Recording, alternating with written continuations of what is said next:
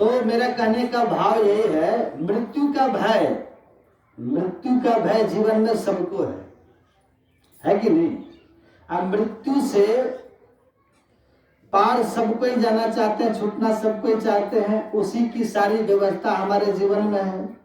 लेकिन मृत्यु से पार जाने का जो मार्ग है, अर्नेस्ट वेकर कहते हैं कठोपनिषद में अर्नेस्ट वेकर कहते हैं कि हमने मृत्यु से पार जाने का मार्ग पाया। और ये पूरी सच्चाई है कि कठोपनिषद और ईशावास्योपनिषद पढ़िएगा, ये दो उपनिषद ऐसे उपनिषद हैं जिनमें उपनिषदों के श्रेष्ठ ज्ञान है। वैसे उपनिषद के संबंध में कहा ही गया है कि उपनिषद क्या है। मांडक्य उपनिषद में उपनिषद का वर्णन किया गया है, क्योंकि उपनिषद क्या है तो कहते हैं प्राप्ते ब्रह्मात्म भावो आनया इति उपनिषद। ब्रह्म साक्षात्कार परमात्मा अनुभूति ईश्वर दर्शन का ज्ञान जिस ग्रंथ में हो उसको उपनिषद कहते हैं।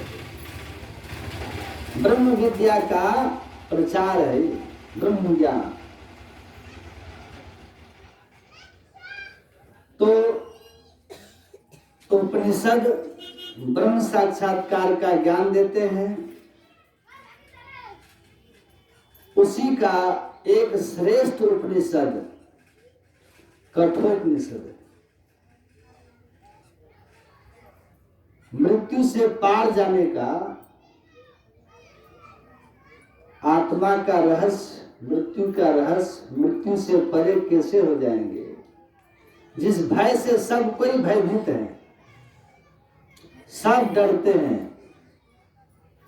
मृत्यु से, उस भय को पार करके संत कबीर साहब की स्थिति में जाकर के हम कह सके कि जा मरने से जग डरे, मेरो मन आनंद कम्बल हो कब पाई हो पूर्ण परमानंद। इस तक की स्थिति उपनिषद में बताया गया। वही तो संत मत है। इसलिए तो गुरु महाराज ने लिखा संत मत की मूल भित्ति तो उपनिषद के वाक्यों को ही मानने पड़ते हैं।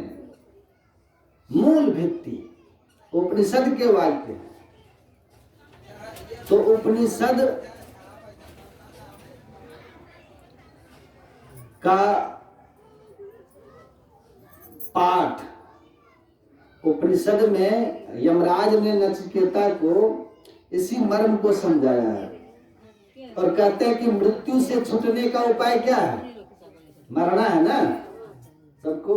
तो कहते हैं अशरीरम शरीरेश्वर अवस्थेषु अवस्थितम महानतम विभुमात्मानं मत्वा धीरो न सोचती। शोक संताप से छूट जाएगा, मृत्यु का भय जीवन से चला जाएगा। गप सप नहीं छोड़िएगा आप लोग। सर्वम तरती आगे जाकर आता है, पूरे ग्रंथ को जब पढ़ेंगे ना, सर्वम तरती आत्मविद। हे नचिकेता, इस संसार सागर से, जन्म मृत्यु के चक्र से कौन तरेगा, कौन पार पाएगा? आत्मविद, आत्मज्ञानी, आत्मा को जानने वाला। जिस आत्मा को जान करके मृत्यु के मुंह से छूटेगा, जन्म मरण के चक्र से छूटेगा, समस्त शोक संतापों से छूटेगा, वो आत्मा कैसा है? तब नचिकेता को यमराज कहते हैं अशरीरम शरीरेश्वर अवस्थेषु अवस्थितम महानतम विभुमात्मानं मत्वा धीरो न सोचति।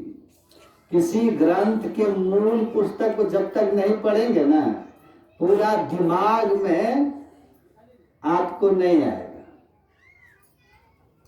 गुरु महाराज ने सारांश रखा है, सार को गहलियो। जैसे मधुमक्खी होती है ना, कितने तरह के फूलों पर बैठ करके पराग ले लिया। आपने शहद खाया, शहद, मधुमक्खी ने बहुत से फूलों को भी अनुभव किया है, बहुत से फूलों को भी अनुभव किया। उसी तरह गुरु महाराज फूल को अनुभव किए हैं, अब पराग ला करके शहद के रूप में सत्संग योग रख दिए।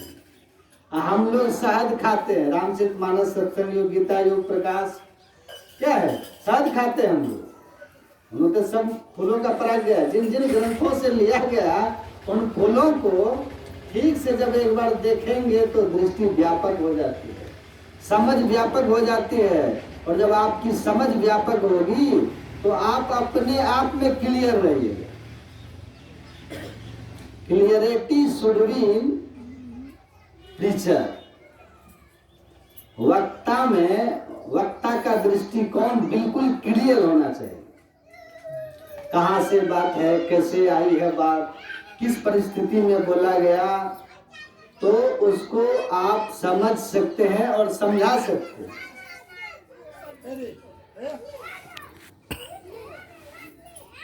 ठीक है, तो हम लोगों ने किससे पार करते हैं? आत्मविद, वो आत्मा क्या है जो शोक संताप और मृत्यु के पार ले जाती है। और ये जो सार्वभौम भय है मरने का लोगों के अंदर, सबको है ना मरने का भय, सबको मरने का भय है। एक जगह हम बोल रहे थे तो मृत्यु की बात पर ही बोल रहे थे प्रवचन।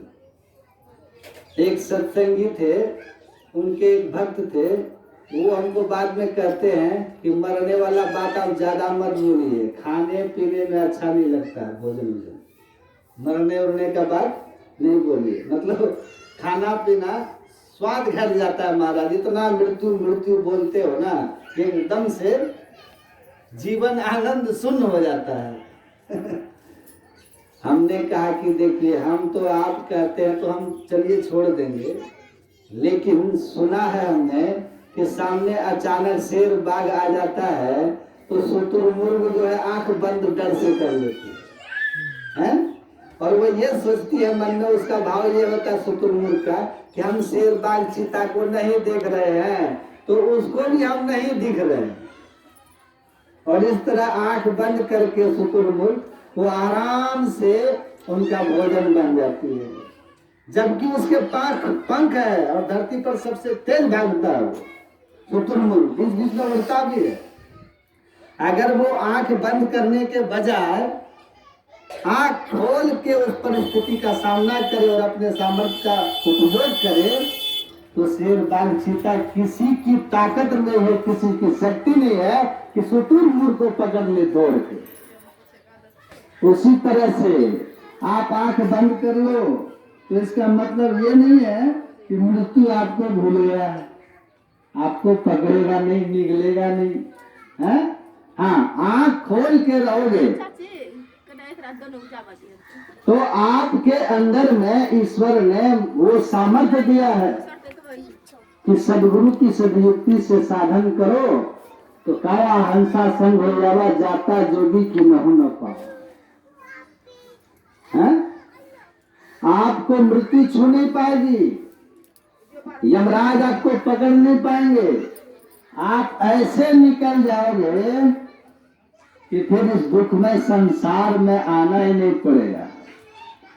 आंख खोल करके रहिए तो अमरता की ओर जाएंगे, आंख बंद करोगे तो बार बार मृत्यु के मुंह में समा जाओगे। तो सच का सामना करना है कि जातस ही ध्रुव मृत्यु, जन्म लिए हो तो शरीर से विलग होना निश्चित बात है। इस बात को स्मरण रखना है, जो चाहो कल्याण, दो बातों को याद रख, जो चाहो कल्याण। आचार्य श्री के प्रवचन में हर जगह आप सुनेंगे, नारायणिक मौत को दूजो श्री भगवान। आचार्य श्री जब भी प्रवचन करते थे, आप तो नहीं करते हैं, बाबा ये हर जगह बोलते थे कि मौत को याद रखो, भगवान को याद रखो। लेकिन हमको सुन सुन के प्रवचन उनका कंठस्थ हो गया, ये हर बात बोलते थे हर प्रवचन में। इधर याद हो जाए ना ठीक से और याद रह जाए तो पक्का कल्याण हो जाएगा। सबका कल्याण हो जाए। नारायण एक मौत को दूसरी भगवान। मौत की याद परमात्मा को अपने आप याद करा देता है। बीमारी याद आते ही डॉक्टर को याद, दवाई को याद करने की जरूरत होती है अलग से। बीमार है, दवाई याद आ जाएगी, डॉक्टर याद आ जाएंगे, राजीव जी वहां जाना। मौत याद रहेगी तो ईश्वर याद आएंगे। मौत से बचाने वाले आपके इष्ट संत सदगुरु याद आएंगे। वो सहज है। तो आत्मा जिसको जान करके मुक्ति की प्राप्ति होती है, वह आत्मा कैसा है? यमराज उसको ज्ञान कराते हैं। पलटू साहब कहते हैं, पंडित अक्षर को बूझ गया, फिर